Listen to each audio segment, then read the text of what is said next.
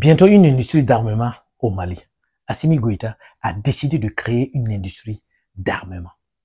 Dans cette industrie, on va produire des armes individuelles comme des armes collectives, faire le montage et l'assemblage de véhicules tactiques légers et surtout produire des munitions et des explosifs à usage civil.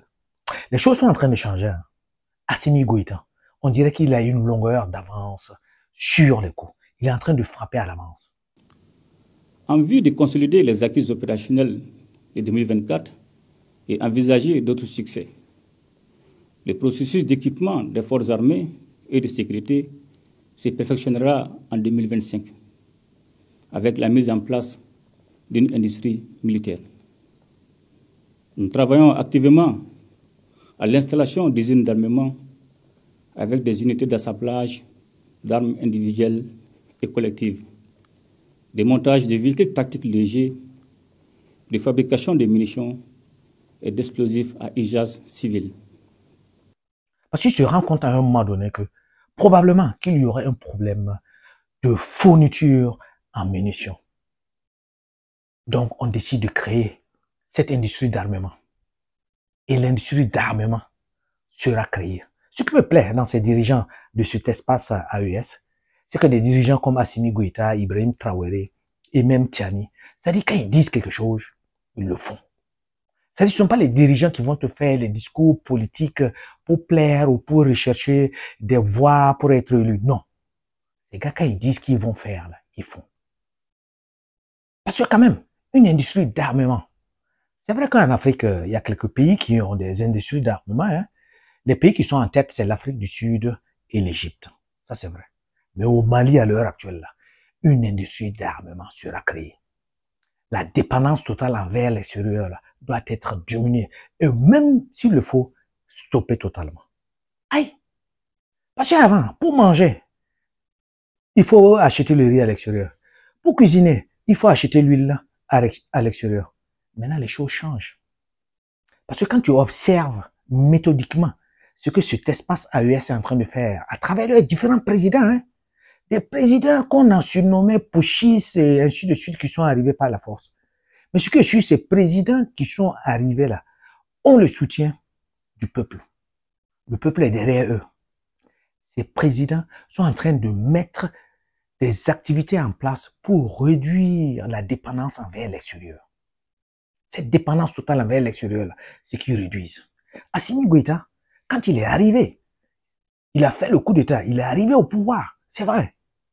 Automatiquement, il a demandé à ses puissances occidentales, hein, ces puissances militaires, ces bases extérieures militaires qui étaient implantées au Mali, justement, de prendre la route, de quitter.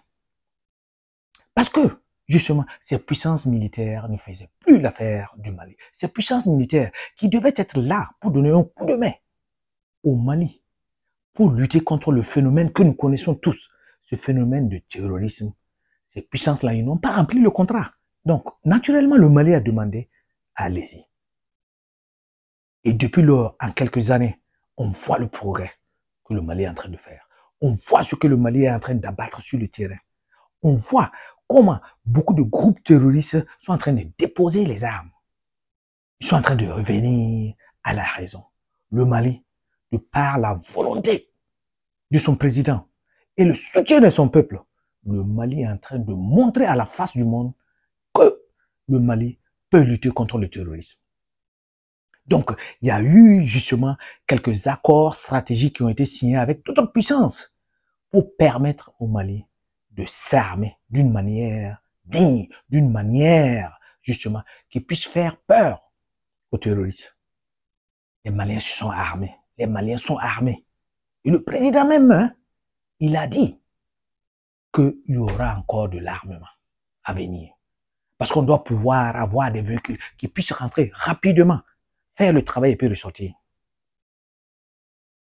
Une industrie d'armement. Mais qui l'aurait cru? Le Mali.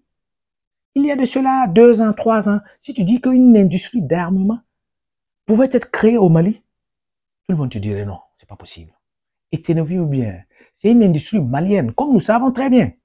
Dans cette industrie, ça sera l'industrie du Mali. Ce ne sont pas des partenaires extérieurs qui vont venir. Justement, ces partenaires extérieurs ne vont jamais venir créer une industrie d'armement. Ça, c'est un.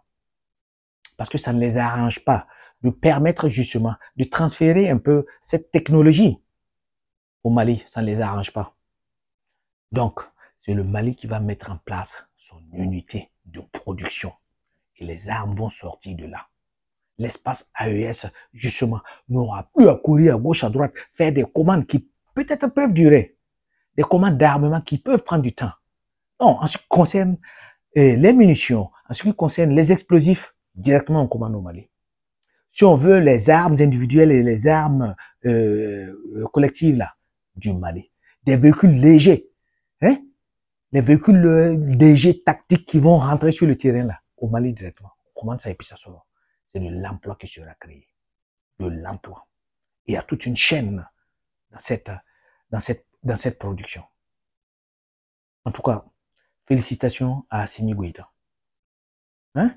Ces différents présidents de l'espace AES sont en train de prouver, sont en train de montrer, sincèrement, qu'il y a un espoir qui est en train d'être, qui renaît en Afrique. Donc c'est un espoir, un élan à soutenir, à ne pas briser. Il faut les soutenir. Assimi Goïta, fonce. Le peuple est derrière toi. Vas-y.